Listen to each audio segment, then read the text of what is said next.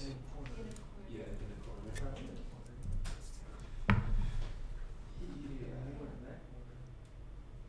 All right, great. It is live. Glorious.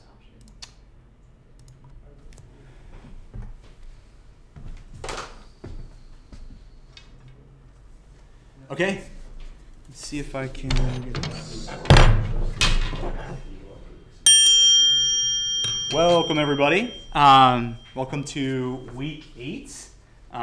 So last week we finished up our last sort of like set of lessons on basic JavaScript. I call it basic, but like what we've been doing is not super basic when we talk about things like recursion and scope and all that sort of stuff. So I just want to like remind everybody that I might use these terms, but they don't mean that like what we've been doing is. Don't worry, the camera's only facing this way. I'm the only one who's on camera.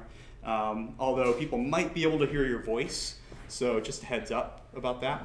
But if you're uncomfortable with that, let me know. I'll sort something out. So how did everybody do over the weekend? We had the tic-tac-toe project. It seems like some people really liked that project. I like it personally, but it can be challenging to do. Who was able to start on tic-tac-toe, at least make some progress? Okay, a lot of people, that's great. Was anybody able to finish it, or at least thinks that they finished it? Okay, that's about half the class, that's totally awesome. All right, great work. And who was like really confused or stuck or just like didn't know where to start on tic-tac-toe? Was there anybody in that camp? Nobody. All right, that's really good news. Okay, that means at least we did a good enough job describing what you had to do to get started. How do we gauge it like in comparison to Zorkington? Do people think it's harder, easier? Who thinks it's harder than Zorkington? Only one? Okay, who thinks it's easier than Zorkington? Okay, everybody else. That's okay. That doesn't mean that you're weird or anything. It just means that you think about things in a slightly different way. Zorkington, I think, is a fairly hard project, particularly because it's so open-ended, which can be really challenging to take on. Anybody want to talk about like tic-tac-toe a little bit? Or like we might have a chance to show some code later this class, so might offer people who want to have their code shown. I'll go ahead and do that. Otherwise, we can just talk about it generally. Any particular comments about the project? No? I think just personally, I think I managed to get a better handle on using functions just to replace chunks of code. Yeah. Which sounds really basic and simple. Like actually. No, it's not basic. A lot of people don't do that well. Even really experienced programmers get that wrong. You see TR shaking his head over here. Oh, yeah. So one of the main places I did that was I was trying to save the grid as like I had each cell something that could be changed. Mm-hmm. Then arrange them all in a printable sort of pseudo string. And I was trying to save that as a variable and then just say print that variable to print it. But then when I changed the things, they didn't change. Mm-hmm. And that was tripping me up. But then if you just write a function that prints it and it never saves it to a variable, then it's malleable. So Yeah. So I look at that. It's a very common point of difficulty is mutating variables and what variables can be changed at what times, and then if you change them, are other things depending on that variable being a certain way. So I love functions that take in input and then do some things to it and then like spit out something to do. So that could be, you could be console.logging out the grid. I don't know if that's how you did it or not, but you can log out the grid, and then you can return the grid at the end, just in case the thing that you are, that's calling the function actually depends on that grid as well.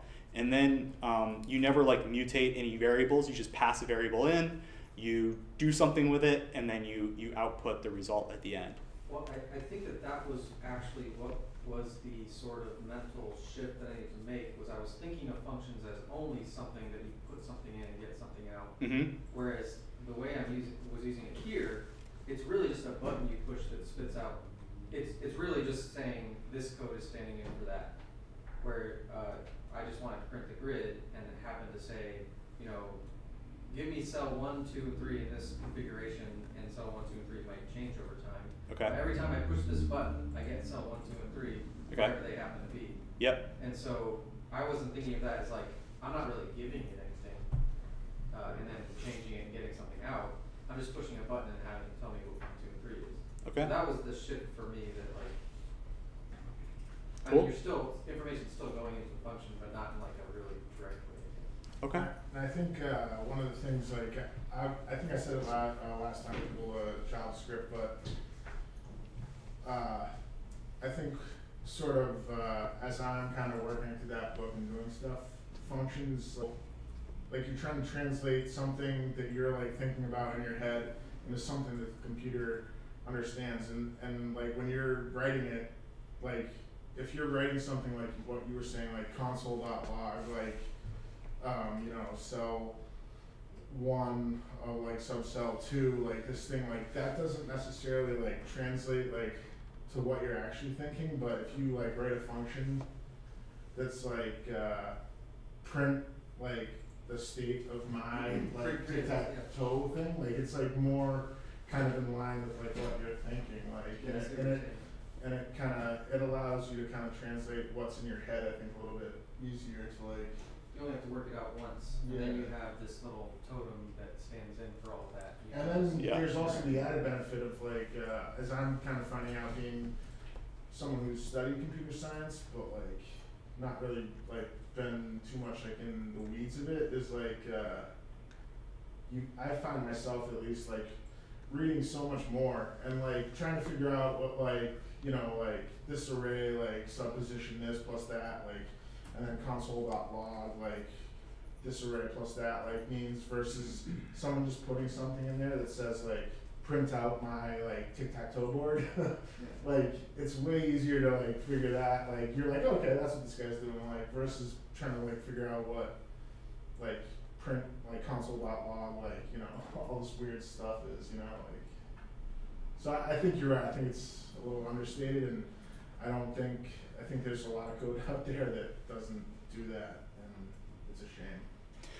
Yeah, good code, you can read the names of the functions and you can kind of understand what's going on, which is great. It means that things have been well boxed and abstracted. So you're taking a procedure, which is like, you know, give me an array and get me the first, second, and third elements of the first element, right? Because the first element might be an array of 3 items, right? Depending on how you've implemented your grid. And then get me the second item and the first, second, and third items in that, and then the third item and the first, second, and third items in that. Well, you could abstract each one of those first, second, and thirds into, you know, print row, right? So you print row, you do that for row 1 or for row 0, row 1, and row 2, and then those can become print grid. So you're printing, you're kind of building up your abstractions on words. Yeah, and that's a good strategy, and a lot of people kind of come to that strategy at the cost of a lot of effort, because it takes a lot of effort to kind of figure out that if you take a procedure and you put boundaries on that procedure, and then you give it a good name, that you can build on top of that, and that's the process of abstraction. And you can abstract things with procedures, or with functions, or with objects. As I mentioned before in this class, there's a number of different ways to build programs. And if you do it well, they can all be used in similar ways to build more complicated systems. So that is really the process of being a software engineer. We're not engineers in the sense that we do a lot of math. We're engineers in the sense that we build systems that we can build upon. Well, and I'll shut up after this, but the other, if I can get a little fanciful, I guess, you're making your own tools that you then use to solve a problem. Yeah, that's about right. Awesome. Yeah. You think of like, it's like godlike. You hold your hand out when a hammer forms, and you use the hammer. And then, oh, I need scissors now. And you make scissors, and you use Well, yeah, I mean, and think about what like a good furniture maker does is, yeah, they make furniture, but they also make lots of tools to make furniture. So they're constantly making little tools in order to better make bigger parts of their pieces of furniture, which they assemble into the final piece, right? So anybody who's a good craftsperson will eventually want to build their own tools. That is part of that process. And so your desire to do that is definitely common. People fall into that. And I'm glad you're experiencing it now. Cool. Any other questions or concerns or thoughts about it? One thing that, you talk about creating all these functions is putting a function inside a function so that you can use it, that function better among that function. That I'm like discovered several times where if it's by itself, oh, I can't use some of those variables that I put in here, but if I put it inside another one, yeah, they're available to me. Yeah, that's right. So that's correct. If you define a function with another function, you have access to all the variables that are within the outer function, within the parent. And as we mentioned before, and this is really getting more advanced, and many people take time to get to this point, but you can have a function that defines a function and then returns it as its result value, as we talked about last week during the scope lesson. And that allows you to do things like capture the state of the inner function, or I should say of the parent function, at the time that the inner function was defined, which is a really powerful tool. Now, you don't need that for everything. I showed people how to create a Fibonacci generator doing that. Sue, you weren't here for that class, but I think I live streamed that. Yes, you did. And that's a fun, powerful tool to create things like generators, and there's lots of other uses for it too. You'll find that the uses are not like every day. You don't every day have to do that technique, but when you do need it, it's awesome. It's like, wow, this solves my problem in a very simple way, and now I can build things on top of this and not have to think about as much.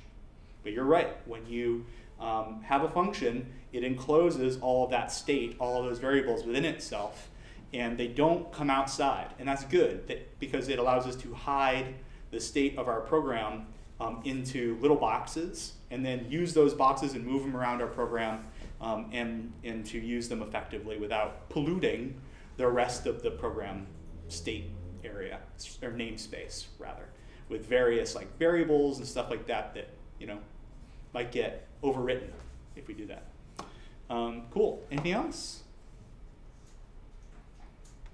Awesome. Let's talk about how the web works.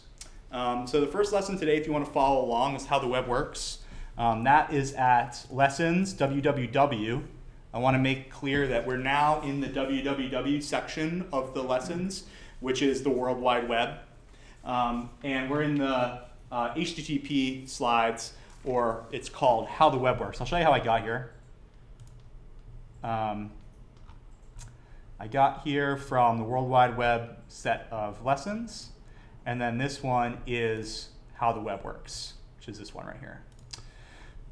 So let's show these. We'll start off, let's talk about the thing that we use when we browse the web. We're all browsing the web using a protocol called HTTP. And what I mean by protocol is that a protocol is a set of standards that people have written down that allow you to have computers who are in different places talk to each other and know what to expect and what to send. So it's sort of like when you're standing in line to order something from a food truck, and you like wait your turn, and then when it's your turn, you come up to the register and you tell them what you would want, and then they tell you, okay, it's going to be this much money, and you give them the money, and then they give you a ticket, and then you wait for that ticket to come up and you go and pick up your food. That's a protocol. It's an informal protocol that we've all decided to follow, right? And it just means that people have expectations on two sides, at least two sides of a conversation. And if you follow those expectations, you'll get what you want. That's what essentially a protocol is.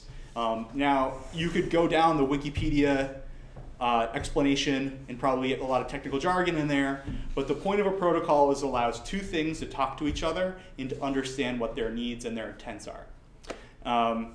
You can also think of like waiting at a four-way intersection with a bunch of traffic as a protocol, right? Like there is a procedure that you follow. If you follow that procedure, you should not get into a car crash. If you don't follow the procedure, you might get into a car crash, right? It's not guaranteed. So that's what we're going to do here. We're going to talk a little bit about HTTP and its friends. So a web browser, what do these things do that we use? Web browsers are the tool. They're like the most common tool on computers today.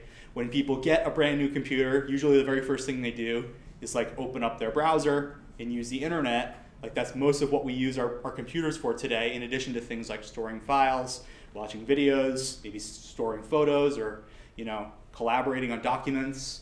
Browsers they're a computer application that reads files, but those files are not stored on the machine that hosts the application. So the application, your web browser, whether that's Google Chrome or Firefox or whatever, is running on your local computer, but the files that it reads are somewhere else. And when we enter a uniform resource locator, or a URL, such as https://www.facebook.com, right, into that address bar, what the browser does is it requests information in the form of a file that's associated with that resource locator. Okay? Now Facebook can determine what files it wants to send back, but it sends back files and associated data. And when we look this up, you might notice that the first 5 letters of this URL here are HTTPS. They're not HTTP. So there's 2 things to note here. One is that this is the protocol that you're communicating over. All right? So when you have a URL, you might not think about it, especially because nowadays you don't have to enter the HTTPS://. But I grew up in the early to mid 90s when if you left that off, your browser would absolutely not go to the right place. In fact, it would probably give you an error and yell at you. But nowadays, if you just type in like this URL here, the browser will fill in the rest of the protocol for you. But the first few letters are indeed the protocol. And I'll show you that a little bit later through various examples. There's other protocols other than HTTP and HTTPS. There's lots of them. We'll cover some of them. And what happens is that your browser is going to go and request those files from this location, and this server that's run by Facebook is going to receive that request, and then it's going to respond to that request appropriately. However it deems necessary. It will adhere to the HTTP protocol, and in this case the HTTPS protocol, but it might send some files that are different than another server at some other time. Hey, welcome. We're just talking about HTTP and how the web works. Okay, so your browser then receives those files, that data from the server, and it prints, essentially it creates a screen, it paints a screen, what's called rendering, all that data in the form of a website from whatever server it talked to. Okay, so here's an example of an HTTP request and response. Okay, so first of all, just to clear it up, HTTP stands for Hypertext Transfer Protocol. It runs on top of several other protocols. One of those protocols is called TCP. Another one is called IP. They're both protocols that have to do with sending electrons over wires through a network for a computer. I'm not going to go into those, but if you want to read about them, there's really helpful Wikipedia pages.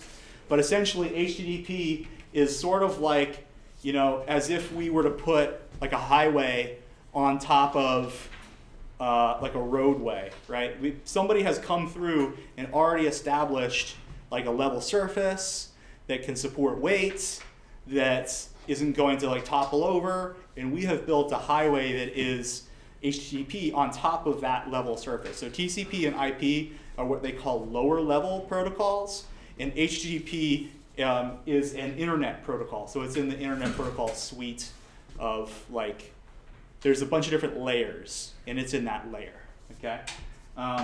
So what this means is that your client, which is the browser, I'm going to start using the terms client and server now.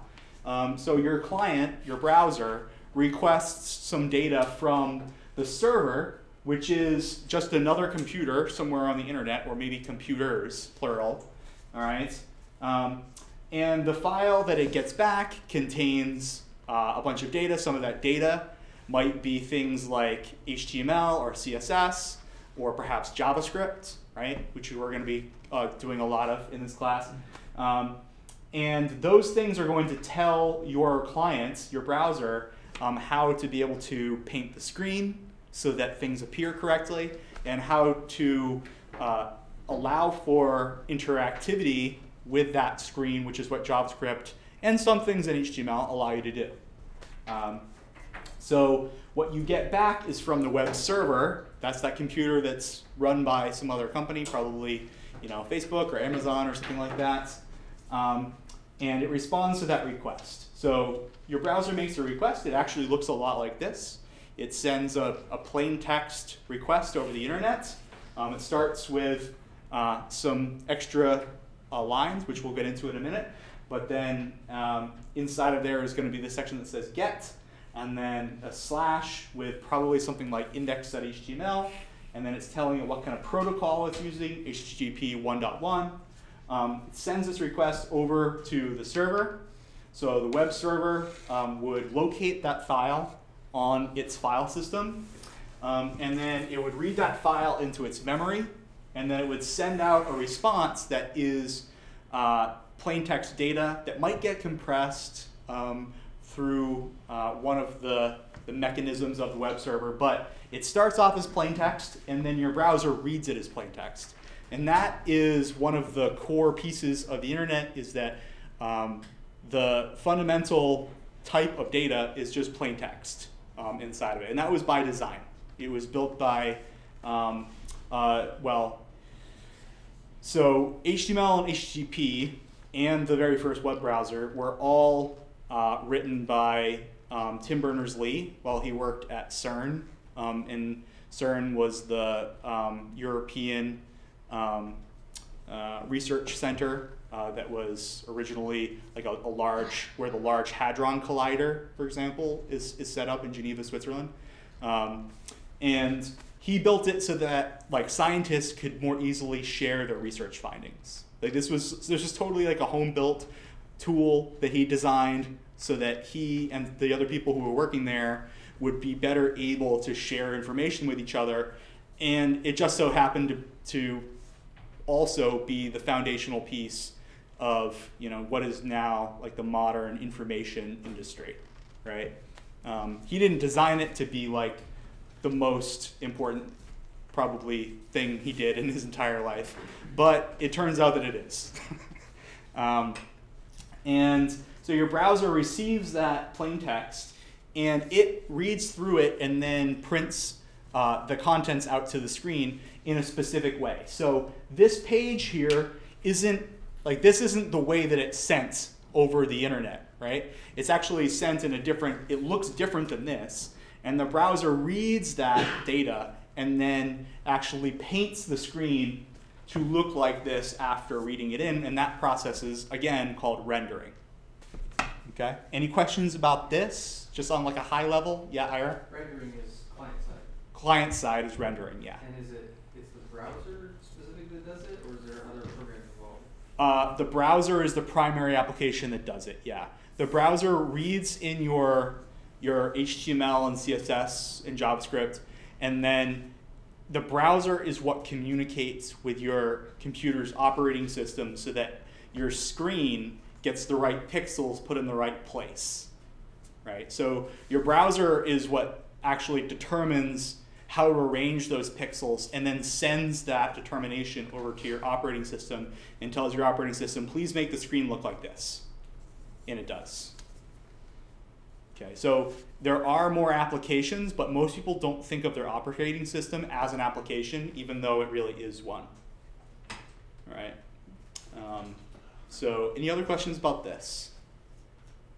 Like on a high level, how a browser would request a page, and then how a server would send that page, will find the page, and then send the page back. Ron? Yeah, just one thing to point out is if you do the view source in the browser, you'll see like what it got, Yep. which is the 100 KB going back, Yep. and then the browser would be like how it actually rendered it. Yeah, we'll see an example of that in a little bit. Yeah. Yep. Anybody else have any questions about this? Okay, cool. All right, so there are, I mentioned that it uses this thing called GET. This is what's known as an HTTP method or an HTTP verb. There are more than just GET. There's also POST.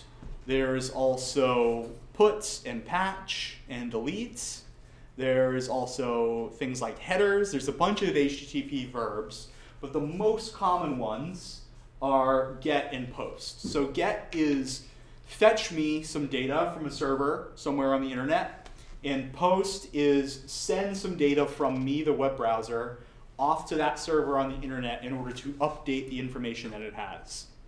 Okay? So if you had a profile page on GitHub and you edited your description, your bio on GitHub, and then you clicked save, what you're doing is sending a post request with data off to GitHub. GitHub receives that data, then it updates its record about you that you have authorization to change, and the next time you use a GET request on GitHub to get that profile page, your data has been updated.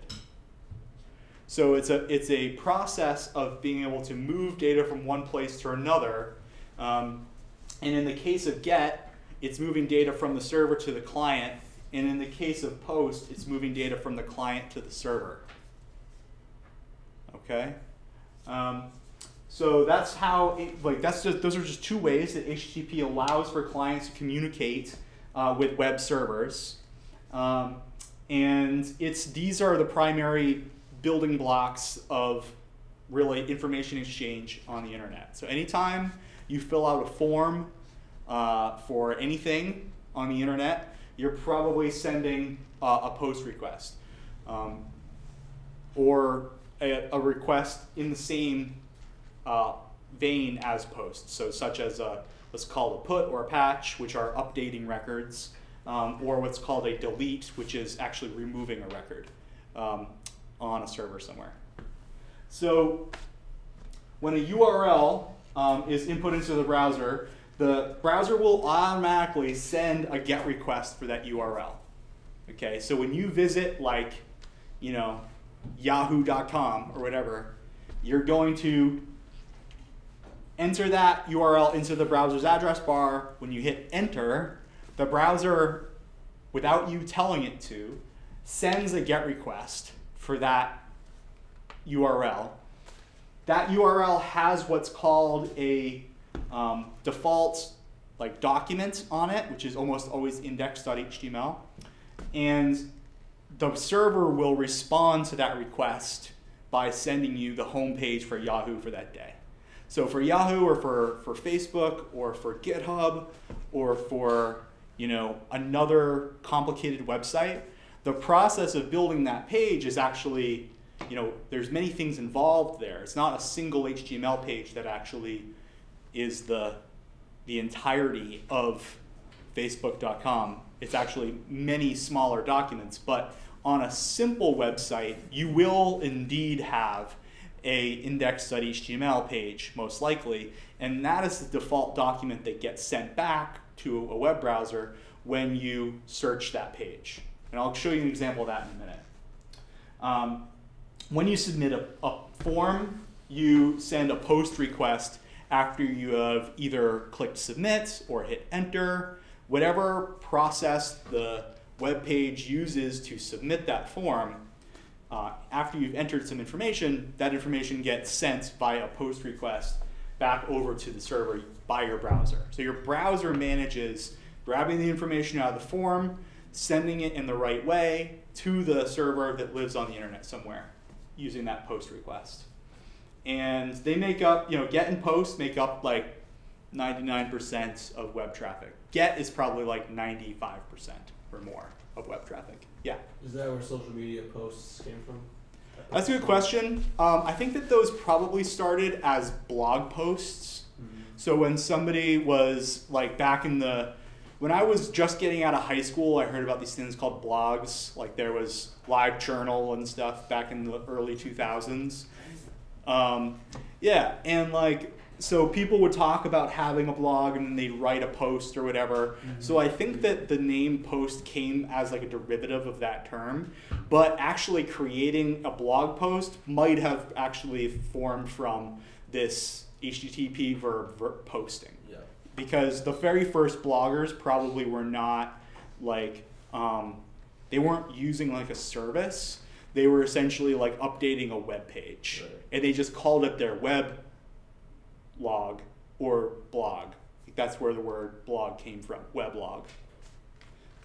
Yeah, Ron. I think Tim Berners-Lee not only created like the first browser, the first, HTML tags and so forth. I think he created the beginnings of the HTTP protocol, so POST probably was part of that. No, it was. It definitely was. So at first there was only GET, and then eventually he created POST as part of the next protocol. Because Yeah. most things were read-only at that point, right? Yeah, if you wanted, you couldn't post information using a browser. You could only like copy text using a terminal application to a particular place, usually a directory on a server somewhere, and then you would access that server using like some internal address to whatever network you were on.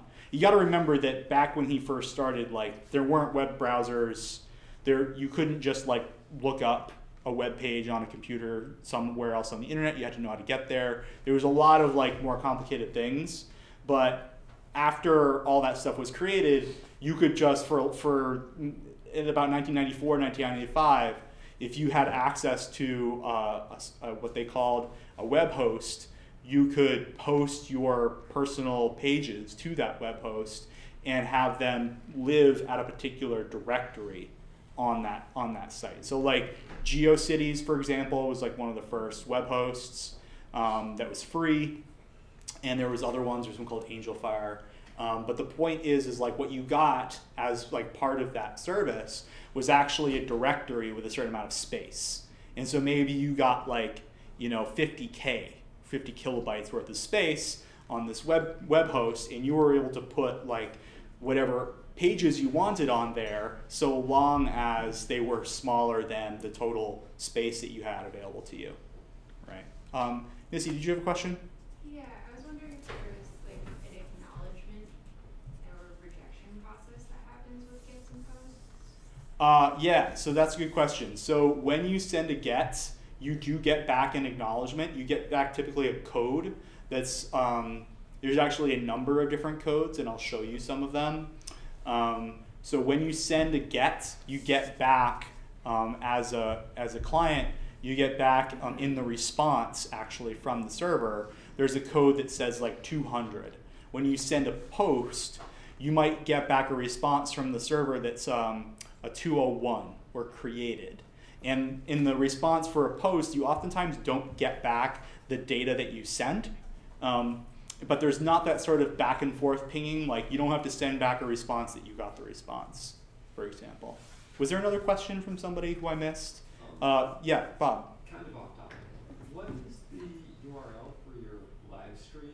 Alex wants to know. Oh, so let me post it to the Slack. Yeah. We're probably overcomplicating the etymology here. Just we do post things to bulletin boards.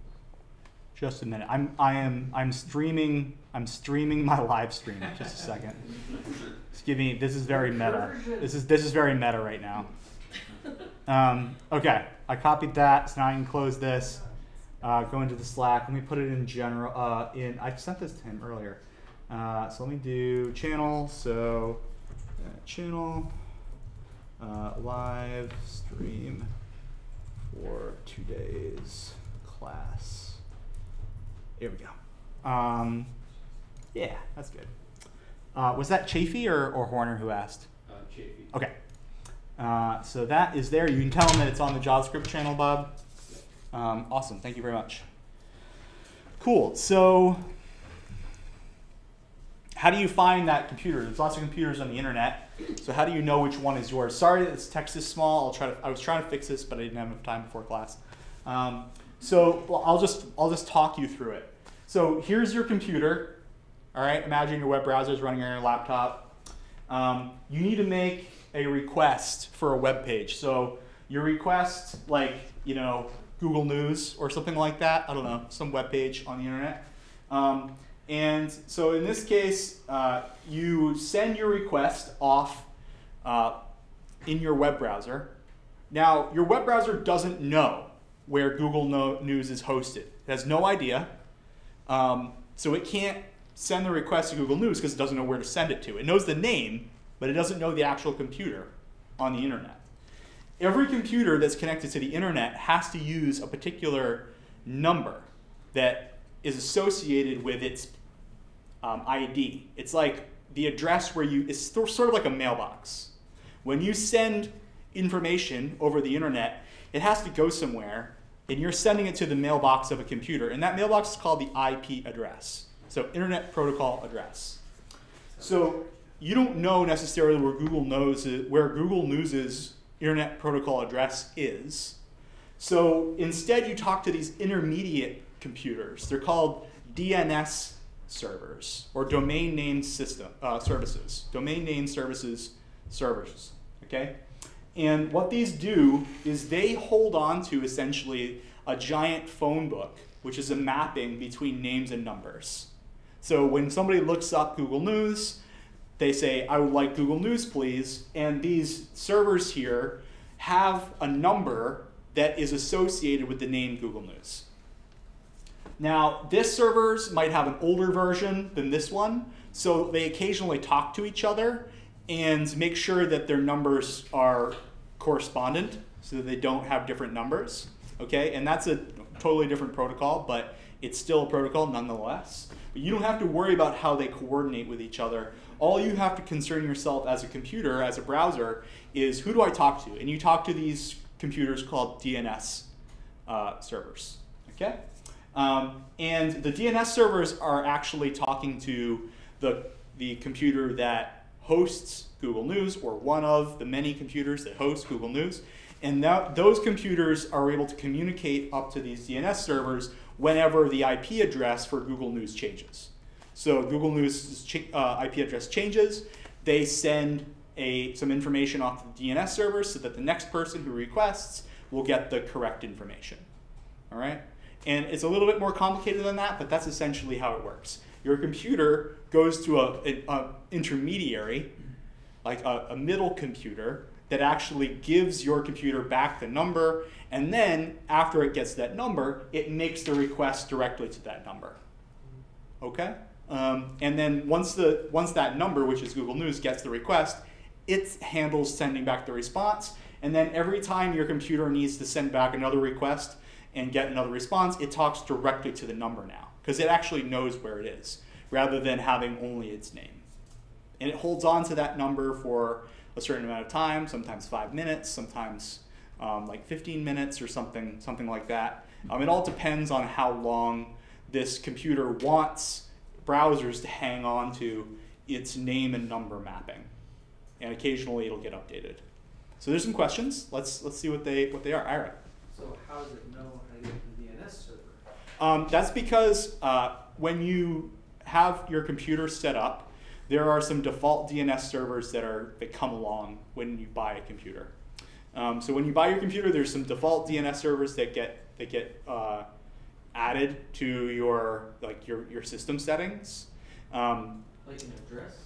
Yeah, it's literally an address. So for me, if I were to go to network, and I go to DNS, you know what? I have to go and dive into this. But essentially, I have. You have a gateway. My personal address is 10.1.10.75, and somewhere inside my settings, I have a DNS server configured for 1.1.1.1, which happens to be through a company called Cloudflare, or Cloudflare. Okay. Now there's other DNS servers. There's like Google has one called 8.8.8.8, and there's another one that's I think it's 8.8.4.4, I think. And then when you set up your internet with your router, sometimes your router, if let's say for example you have leased your router through like Comcast, there will be settings on your router that actually look to a particular DNS server that's managed by Comcast, for example, or managed by your telecom company. Let's say you have Burlington Telecom as your provider. They have a set of DNS addresses, IP addresses for their DNS servers, rather, that you can find other computers on the internet using those. And Sue mentioned that that's sometimes termed a gateway, and it's related to how you actually access the internet and how you look up the names of computers on the internet via their URLs. So the long and short of it is that there are some stuff that's pre-baked into your DNS settings on your computer, and if I wanted to dive, I don't want to reveal any information on the live stream, which is why I don't want to dive into my network. But if I were, you could go into there and actually take a look at what my personal DNS settings are, and yours might be different. Like if you were to go to your internet settings right now for accessing the internet, and somewhere inside of there you looked up DNS, you'll see what servers, you usually have two, your primary and your backup, but you can add more, that you'll look them up in that order. You'll check with the primary first and then the backup second if the primary is not available.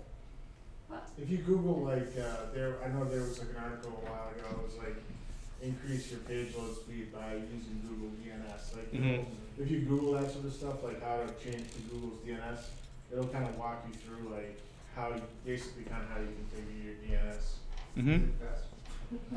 It depends on what you're using and probably the day. But that IP address we showed up there is an internal. It is. There's two sets of IP addresses. One are used on the World Wide Web, one are used internal. And is an That's right. internal address. One like 168, no. 168.172.1, yeah.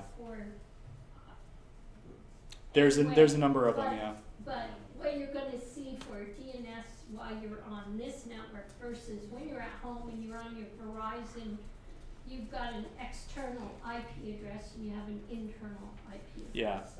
The reason why you have internal and external IP addresses is that, does anybody know how many IP addresses there are? I know a little bit about that sort of thing. You do? Yeah, there's a limited number of numbers. There are, yeah. You have a collection, you can parcel them out as needed.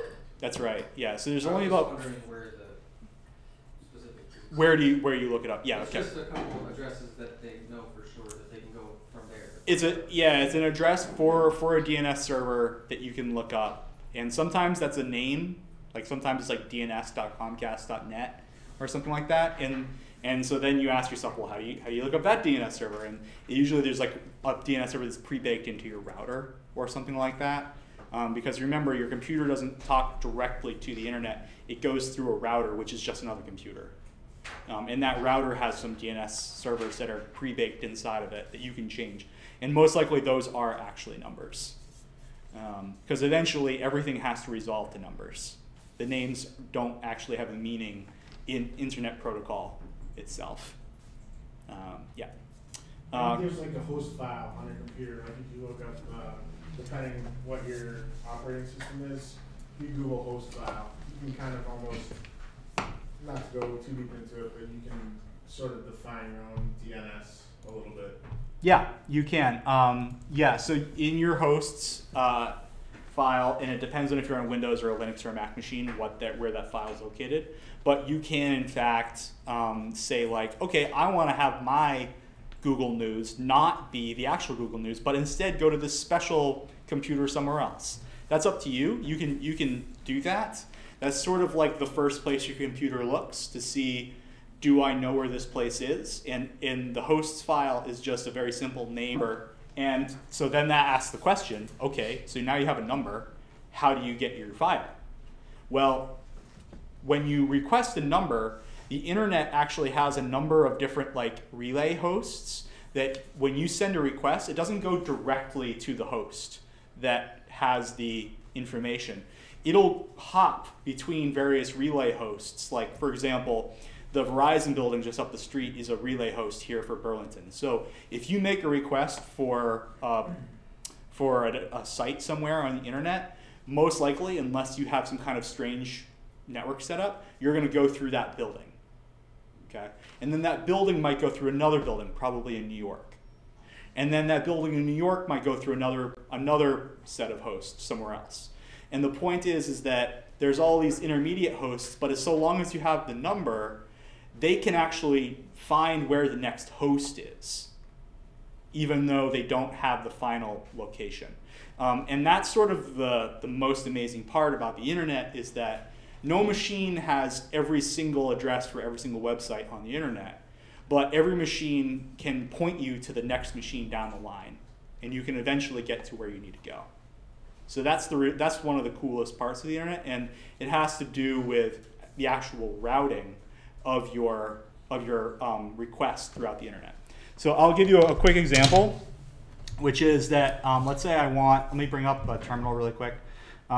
So let's say I want to find, how do I get to Burlington Code Academy? So if I did trace route, Burlington Code Academy, if I spell it correctly, .com, it's jumping through a number of different locations on the internet. So at first, I start here, which is the router here in the room, and then it jumps to this location, and then it jumps to this location, and then it jumps to this location, and then we're somewhere in Comcast's like network area. And probably what's happening now is that Comcast doesn't really want to support traceroute, so it's actually, I would get the actual address for wherever Burlington Code Academy is hosted on the internet. Okay, this might take a little while, and it doesn't always finish. If they want to hide it, it is possible to do that, but it can be challenging to actually figure out, is it going to work or not work, without actually just running traceroute and checking to see. Okay. So we're essentially timing out now. And I think it has to do with us being on Comcast. If I do it at home, I don't get these same things. There is a fun one on here. I don't know if it's going to work right now, but if you do traceroute bad.horse, there's a funny little Easter egg. Does anybody know about this?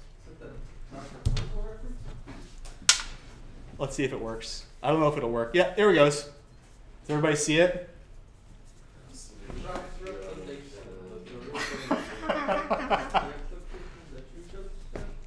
Yeah. Does anybody watch Dr. Horrible's sing-along vlog? If you haven't watched it, you should watch it. It's pretty funny.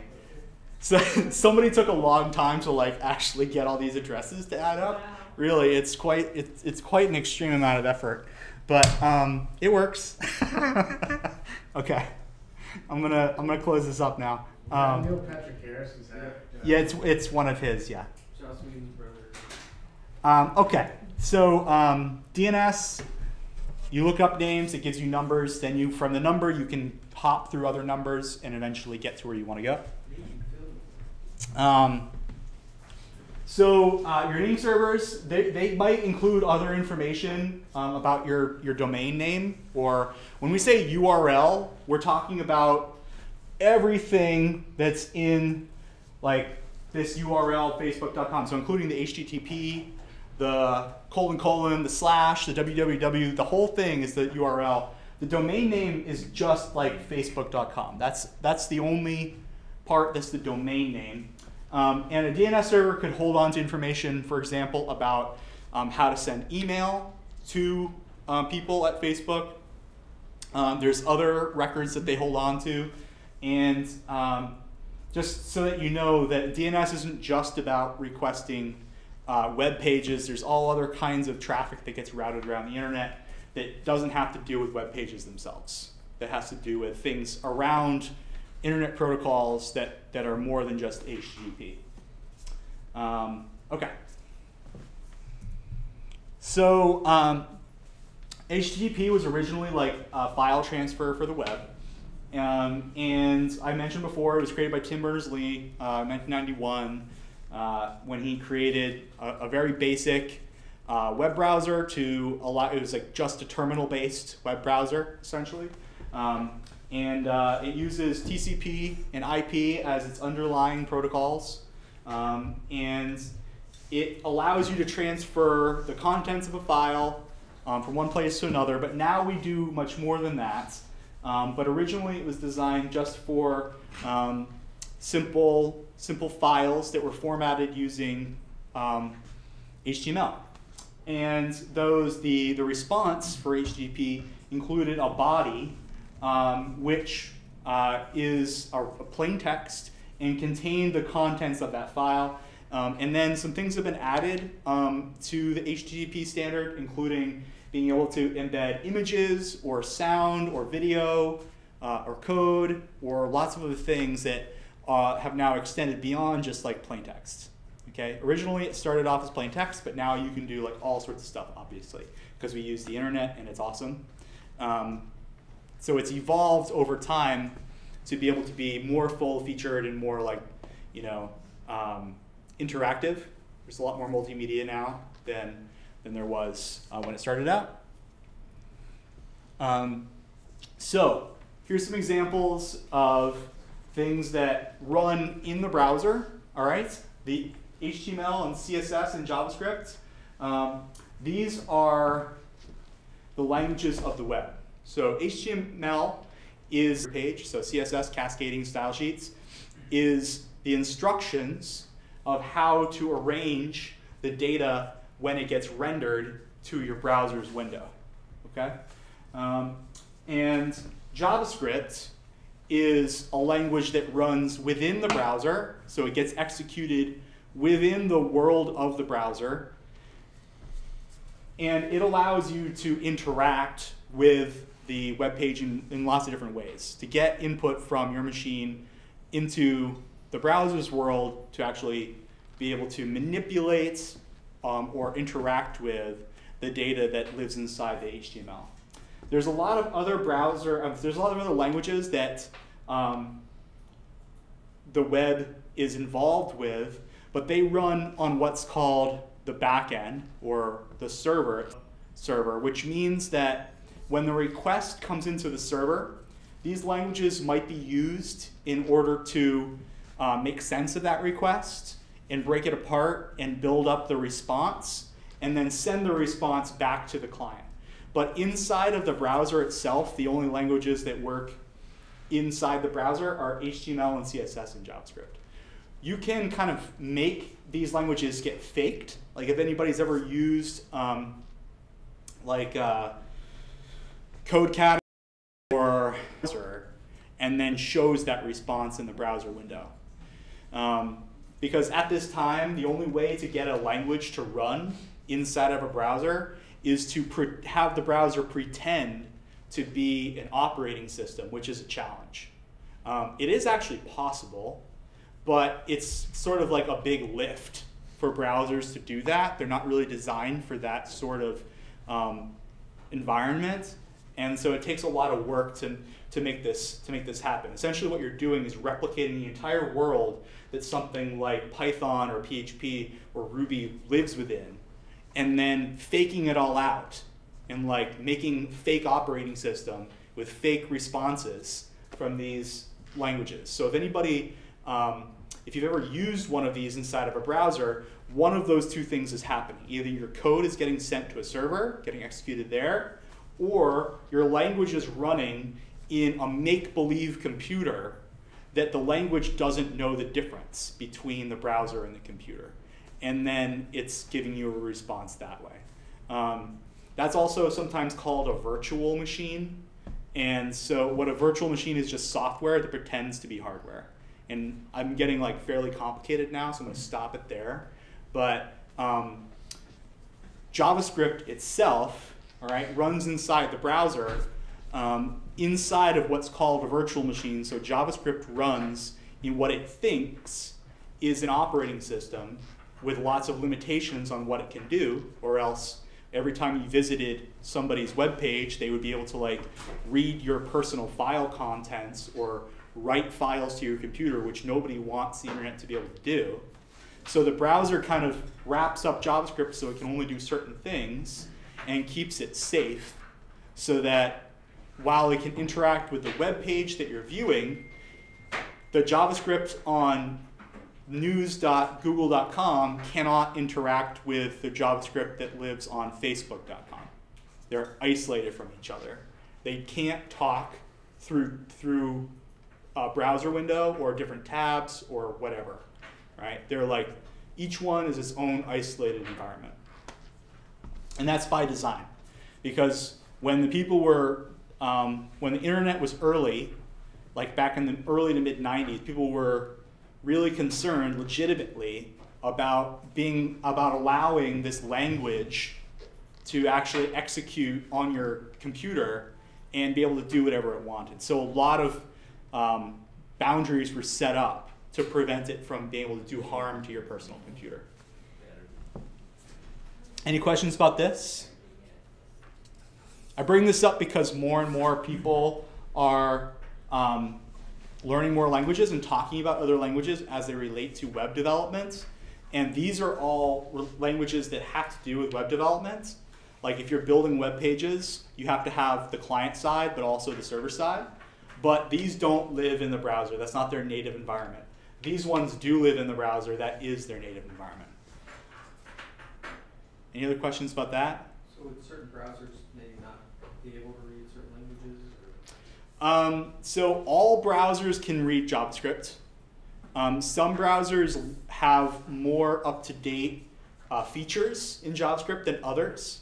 So for example, if you use a really old browser like Mosaic or something from the mid-90s, or like Netscape Navigator from the late 90s, it won't be able to do all the same things that a brand new version of like Firefox or a brand new version of Chrome can do, because it supports more features of JavaScript.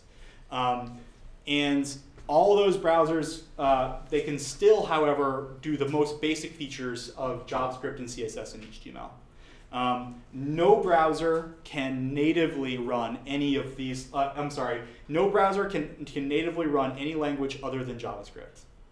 You can kind of fake it and make it look like it's running it, but it's not just by its own running something like Python or Ruby or Java or PHP or one of those.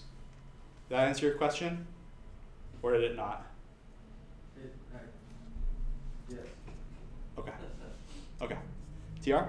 I'm just kind of curious, like, do you know why a language that was like written in, you know, whatever, 7 days or whatever they did it in is like the only language, like, computer scientists are a lot of smart people, like why? It seems baffling to me that that's the only option. Yeah, it's a good question. So yeah, it was written in 9 days, but which would have been enough if the project hadn't changed direction like 90 degrees on day 6. So originally Brendan Eich, who was the architect of JavaScript and the person who eventually went on to run Mozilla for like 15 years, he was the lead developer at Netscape, pretty smart individual. He was asked to write a language to make pages more interactive. He proposed writing a language called Scheme, which is a language that a lot of college, people who graduate with a bachelor's in science will write a scheme interpreter as like one of their projects, and he happened to know how to do that. So he said, yeah, I can do this in give me 10 days or something like that. But then halfway through, his boss totally changed the scope of the project and wanted it to be a lot more like this trendy new language called Java, which at the time was new in 1995. And then he was asked to change a lot of things sort of at the last minute. And on day 9 or 10, they released it. to the public live on Netscape Navigator.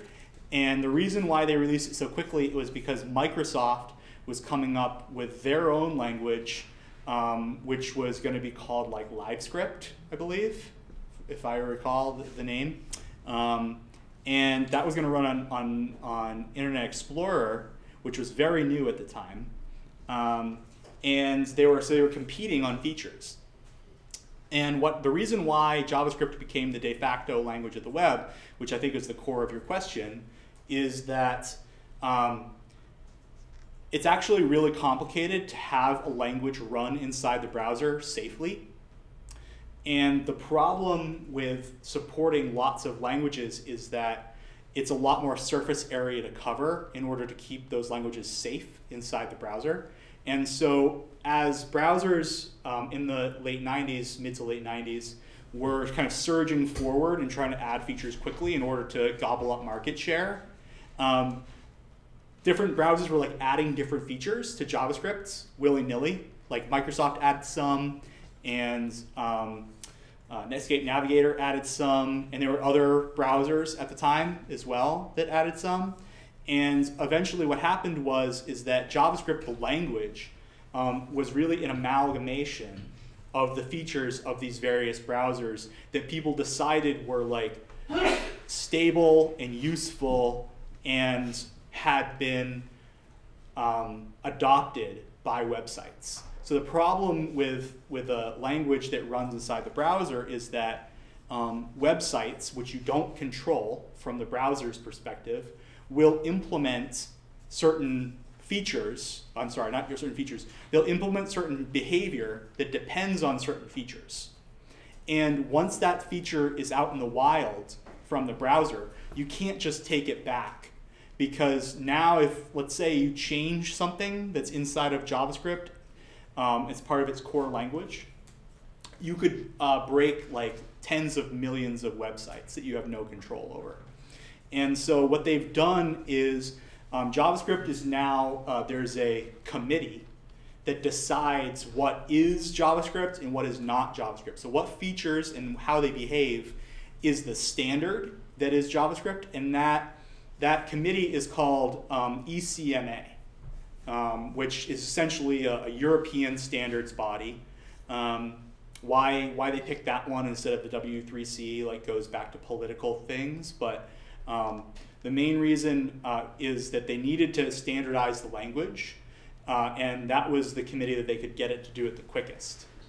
So JavaScript now as a language has been very well standardized, and all modern browsers essentially implement JavaScript in such a way that it behaves the same whether you're on Microsoft Edge or recent versions of Internet Explorer or Firefox or Chrome or Opera or Safari or Apple's mobile Safari or like Chrome mobile. Like they all behave like 99% the same. And that's awesome because now as a website builder, you can depend on certain features of the language and know that they will run correctly on most browsers. So does that answer your question? Yep. Because if they had to do that with a dozen different languages, now imagine repeating all of that work a dozen times. It's like Android versus iOS. Kinda. Yeah, essentially like what it is that once you set once you've created a set of features, you are bound to those features because people depend on you to have them. And if your language is changing all the time, it can be difficult to manage all of these browser vendors behaving in the same way, like behaving the same way as one another. Yeah. So because there's only one language, now there's less things to kind of finagle, and it's less work. But that's a good question. Like, why is there only one? We may see that in the next decade there's not only one, but for right now there's just one. There's a really exciting space called WebAssembly that may allow for more languages to run in a browser, but for now JavaScript is still the de facto language that works. All right. Any other questions about this? All right. Let's see if we can get this done before we take a break. Let's talk about the different versions of HTTP really fast. I'm not going to take too much time on each one of these, but HTTP 0.9 was in 1991. It was really simple. It was geared towards ease of use, and you got to remember that people weren't using real browsers at the time. They were using like mostly terminal applications.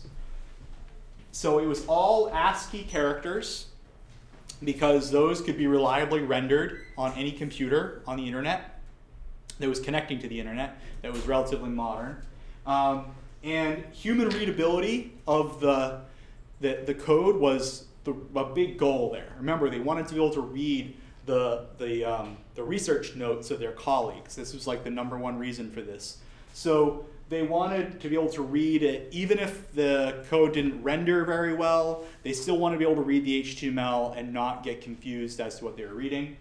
And it was stateless, meaning that you make a request, you get your response, and then the server forgets everything it knows about you as a client.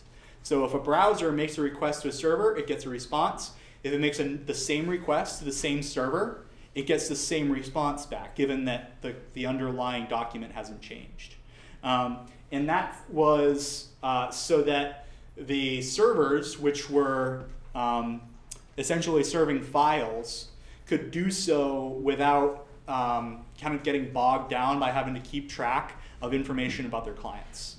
Right? They wanted these servers to be able to respond pretty quickly, and they realized that if a number of people started getting on the internet, that these servers were going to have to respond to a lot of requests, so they wanted that to be quick and performant. And statelessness allows for that, because you don't have to track however many clients you have. If you had 100,000 people visiting your website, you don't have to track 100,000 clients, you just have to track each request as it comes in and give that response back out. All right, HTTP 1. This is from 1993 to 1996. This one was kind of developed on the fly or ad hoc, and remember that the internet was growing super fast at this point in time. So like it was doubling like every few months. The internet size was doubling every few months. So a lot of early decisions were kind of weird, but because it's a standard, you got to stick with them. You can't just go back and change because now browsers depend on this, and people have written code that depends on these protocols. And so you can't just say like, oh, I changed my mind. I'm going back. I'm not going to do this anymore. So some same basic ideas, HTTP 0.9, but there's a version identifier. You have these things called request headers. This is like extra information that you send along that's not the data of the file itself, but more metadata, so information about the data. You get a response status line, and you get some response headers as well. So this has to do with what's the status? Did you get back a 200 or a 201? Was the request successful? Was it not successful? Was there an error? And there's a bunch of different codes that are associated with those different responses. And your response can have headers as well. So again, you get the data back, but you also get back information about the data. It's still stateless, but because there's headers, most notably the cookie header, okay, you can save some information. You can save some information about the request that the client made, and the server can know something about a client that made a prior request. So cookies are used in order to share a little bit of information between the server and the client. Not a lot, but enough. And if the server holds on to that cookie or puts some information in there that has to do with like your ID as a user, well then now they can do things like they can track you across multiple page views, right? So they can see, oh, this user came to the home page, then they went to the about page, then they went to the contact page, right? This information can actually be held onto for more than one request. And one of the famous uses for this was like when you were doing e-commerce and you bought something and you added something to a shopping cart, right? You didn't have to add everything to the shopping cart all at once and then check out all in one request, right? You could add things and you can go back and shop some more, add some more things later, and your shopping cart would persist across multiple requests. And cookies are one of the things that enabled that to happen. All right, the HTTP 1.0 protocol, this is like the one that a lot of us who grew up with the internet, if you're a certain of a person age like myself, a person of a certain age like myself, is that if you were to use a really low-level communication tool called Telnet, you can actually get this kind of back and forth to work. I'll show you what this looks like in a minute. So if you open a connection with this program called Telnet, and the reason why I'm not having you all do this right now is that Telnet's not actually included in modern computers. Like in Windows and in Macs, they've actually removed that. So let's just talk it out for a minute. You would say telnet example.com 80, and then you would hit enter, and then you could type in get / index.html space http/1.0, hit enter, and then you could add some headers if you wanted to, and then you hit enter again, and you get back this HTTP 1.0 200 OK response. This is the top line of the response, and then you get back some headers. Each header is a word that might have some dashes in between it, or several words with dashes in between it, and then a colon, then some text on the other side, and then you get back the actual body, which is the response itself. I'll see if I can do this really quick. I'm just going to demonstrate it super fast. So if I did telnet example.com 80, hit enter. So it says connected, escape character, hit enter again. So as I say get, it has to be the right thing, /index.html. And then if I tell it the protocol, which is HTTP /1.0, enter, I get back the actual contents of the page. So this is what I just showed you. This is like a very early protocol. This is before, this is like prior to using graphical applications, okay? Telnet is back from like the 1970s, because you got to remember that a lot of this stuff was developed at telecom companies, and they were sending data back and forth. Does anybody, I'm not old enough for this, but does anybody old enough to remember when you would dial up another computer and you'd put the phone on a speaker and have the phone output and inputs, like microphone and speaker, like on the actual, you like hang it on something, you'd actually pick up your phone, dial something, hang the phone on the special speaker that would receive the output from the speaker and then like actually send information through the microphone. Did anybody do that? I've never done it. It's pretty wild. So we have, well, one, maybe two. So this is like prior to modems. This is like a special, this is like an external modem essentially. And your phone, you would personally, as a human being, would have to dial a number.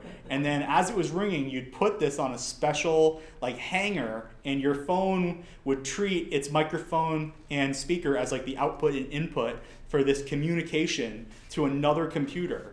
And your computer would like parse those audio signals as data. It's pretty wild stuff. Those were the first hackers, right? They could make the noises into the phone. That's even a little different. That's even a little different, but this is like if you were part of like really early Blackboard discussion groups, this is how you would dial onto the Blackboard group. Is you would like pick up your phone, dial number, hang it on there, and then like information would get passed back and forth with your computer via your handset. Yeah, Missy. So is that related to the terrible sound of dial-up? Yeah, it's exactly what it is. Yeah. Does everybody know that those modems, like when you were like a kid and you would like dial up and it would make all that really crazy noise, like that was all like, you could just turn that off. You could just like, there literally you could go into a setting and just tick like silence. But people didn't want to do that because they liked knowing that their modem was working.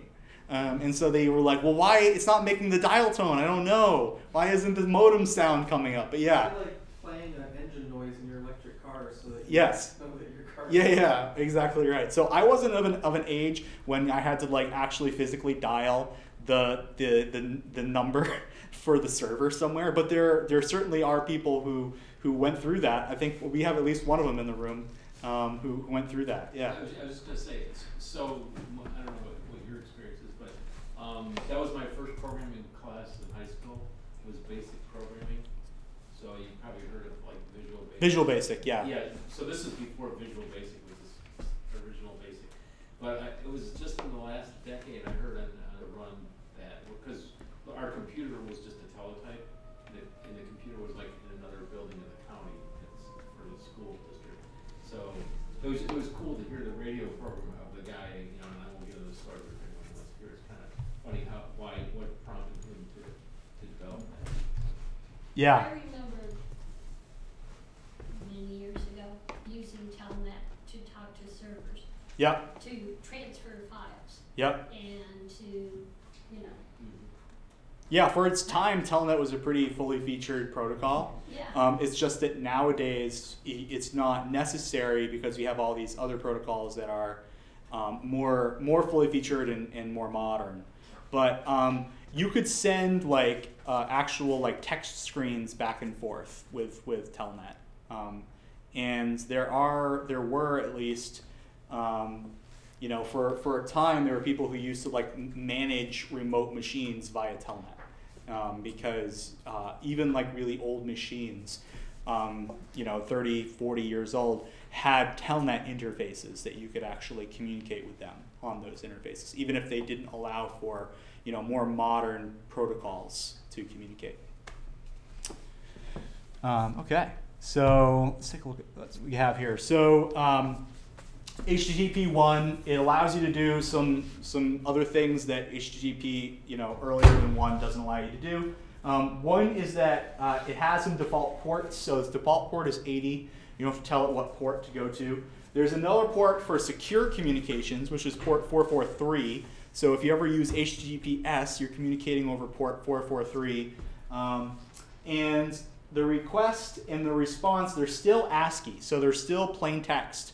Mostly Latin characters. And there is this thing called a content type, and that allows for different types of files.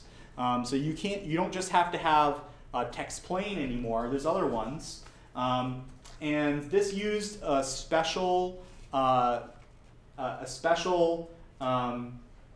thing called the MIME or MIME type, which stands for Multipurpose Internet Mail Extensions. And what this does is, like when you would send files over email, you would tell email what kind of file type this is. So content type sort of piggybacked onto that. And the other is that you send a content length header, so the client knows how big of a file to expect and whether or not it got the whole file. And there's lots of other headers that help the clients and servers work together that are part of 1.0. And we use what's called 1.1 now most of the time, but 1.0 ruled for a really long time. So I showed you the Telnet example already. I'm not going to do this again. It also, by the way, for Google, I'm not sure if it really works super well. It does work really well with example.com. Example.com is just a very simple page. Google's homepage is actually quite complicated. It looks simple on its surface, but it's more complicated underneath the top layer. If you were to do this though, and do a Telnet to Google, you could do the same things that I did and actually get the homepage back. It's going to be a whole bunch of text though. I just want to really quickly show people, there is this has anybody actually done this? Does anybody know about the Star Wars over Telnet Easter egg? This is another Easter egg. Was it all ASCII characters? It's all ASCII characters. You have to wait for a moment here. So this will start playing a rendition of Star Wars over ASCII text. And so like here we have the credit scene, and here's the the title scene, right? And hold on, we get the scroll. So I'll just let this go for a minute. So the reason why I'm bringing this up is that like computers existed a long time before the internet. A lot of times we forget about that. That like the internet really only existed as we think of it today since about 1992, 1993 time till today. So that's like it's less than 30 years, right? And before that, people would communicate with their computers in pretty like advanced ways, and they just wouldn't use like graphical interfaces. They would use textual interfaces, and there were whole communities that sprung up in the 70s and the 80s using these textual interfaces where they would talk over Blackboard chats, and there was like even like an early version of eBay where people would like share video games with each other and post news and stuff. And I think that like we oftentimes forget that that sort of thing existed back then, but there were like really robust communities that like people like myself never lived through. Like I grew up in the 90s, I grew up with the internet. When I was in the 80s, I was essentially like learning to walk. And it's just important to remember that like there's a lot of pretty valuable stuff that happened back then that we don't really think of today as much. So it's still there's still a lot that can be done just with text. And somebody wrote code to do all this. So think about that.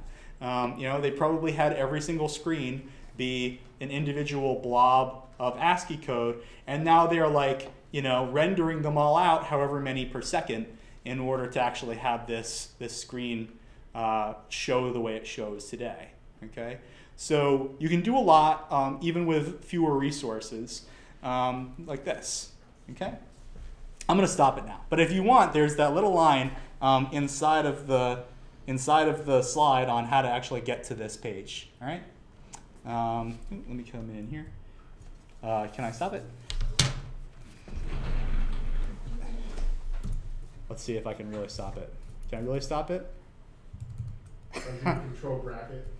Well, that's escape. But I've stopped the program, but it won't. So I'll just close that for now. I don't know how to like get back to my prompt from Telnet off the top of my head.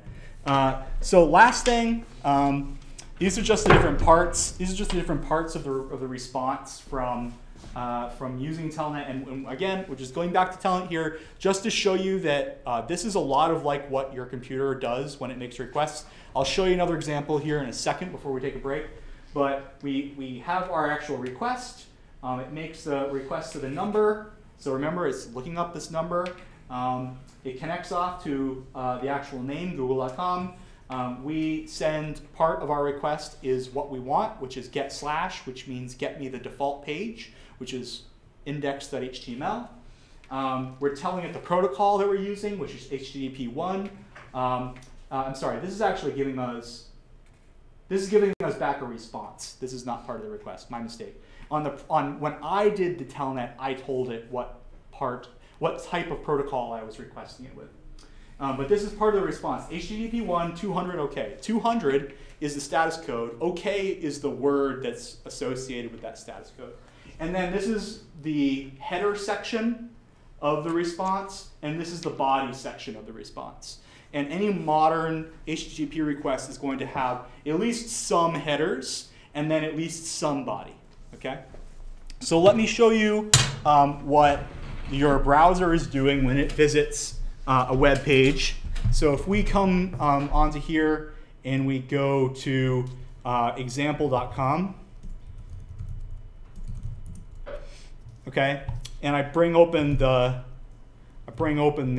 tools here, and I go down to network. Here we go. Now I'm going to do a hard refresh, So I've done a refresh of this screen, and let me show you what's going on here. So it makes a request for example.com, okay? And it gets, this is just a pretty printing of the same thing that we showed on the prior slide. A request URL is example, the request method is get, and the status code is 200 OK. The remote address is 93.184.286.216.34, port 80. And then there's no refer here. I just typed it straight in. And the response headers are, it gives me this cache control for max age. So if I request again, essentially how long should I cache the page for? It compressed it using a format called gzip, but the length of the response is 606 characters.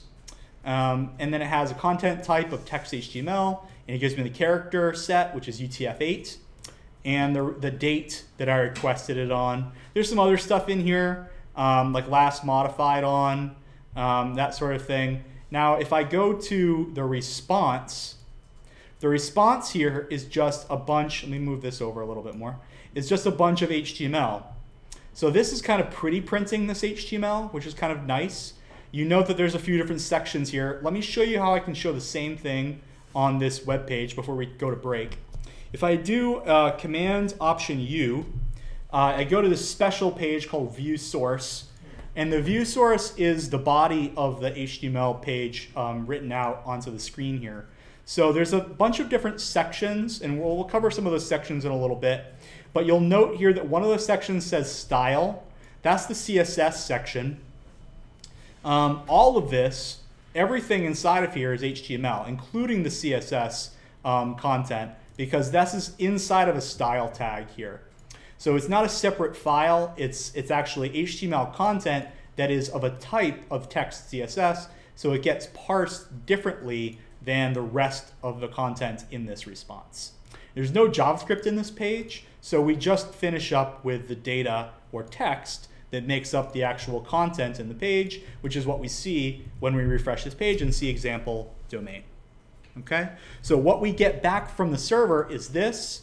This gets parsed and then rendered or painted to the screen, and we get this as the results. All right, so what you get back is readable, but what gets rendered is how it's designed to be shown on the screen as a final result. Cool? Makes sense? Any questions? What was the command for that? Oh, it's Option Command U on a Mac. On a PC, it's probably like Control Option U. Any other questions about that? Yep. You touched a bit on HTTP versus HTTPS. Yep. Is there anything we should know about HTTP2? HTTP2 is a more complicated protocol that things are going to be going to in the future. Not that, so if your browser is not modern, it might not support HTTP2, but it will certainly fall back to HTTP 1.1, which is what most browsers are running today. HTTP2 is designed to do some things like request resources in parallel. It supports what's called secure communication by default. So in order to use HTTP2, you have to have an HTTPS web page. You can't do one with just regular HTTP. And that's for security. And it does some other things, like it allows for events from the server to get pushed to the client rather than just the client going and requesting new data from the server. So it does enable some things that HTTP 1 and 1.1 do not support. When you say parallel loading, Yep. Does that indicate that it's faster? It is faster. Okay. Yeah. Yeah. Definitely is faster. It can be significantly faster, but it depends on how your page is set up. If you just have text, it's not going to be much faster at all. But if you have text and a whole bunch of images or a whole bunch of JavaScript or like sound and video and stuff like that, it can be faster. I think the major improvements in SpeedWrite come from like the secure part being by default. Like I think it was not secure, wasn't like the default when they first started. So you kind of have like you have to say hi, I'm this person. Here's my like secure key, and I think HTTP2 is looking to like kind of cut out or like compress the first thing. So it's like, hi, here's my secure key instead of like having to like. There's fewer back and forth. Yeah. Yeah, there's fewer back and forth. And once you've gotten the requests going, it's faster to actually get the responses for those requests. HTTP 2 was spearheaded by Google. Google has, you know, a lot of reasons for wanting the web to be fast and for wanting internet exchange of information to be efficient. So they're even working on HTTP 3, but that's a few years down the road and probably won't become commonplace for almost 10 years. So maybe less, but certainly somewhere between 5 and 10 years. Anybody else have any questions about that before we take a break? Okay, cool. So it's 8:05 just about, so why don't we come back at 8:20 and we'll pick up with what we call DOM scripting and talk about what that is. This is really where things start getting fun with JavaScript, so we'll play with that and we'll get something out of it, all right? Cool, we'll talk to you all then.